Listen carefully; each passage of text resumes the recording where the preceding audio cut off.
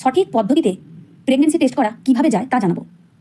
এবং এটি period miss করার কতদিন পরে টেস্ট করতে হয়, সকালে করবেন নাকি বিকেলে করবেন, একটি হালকা লাইনের মানে কি, বা দুটো লাইনের মানে কি, বা একটি যদি হালকা হয় একটি যদি গাঢ় হয় তার মানে কি, সমস্ত ডিটেলস জানাবো। এই টেস্টটি আপনি পিরিয়ড মিস করার 1 সপ্তাহ পরে করতে পারেন, তবে সকালের ইউরিনে টেস্ট করা সব থাকতে ভালো।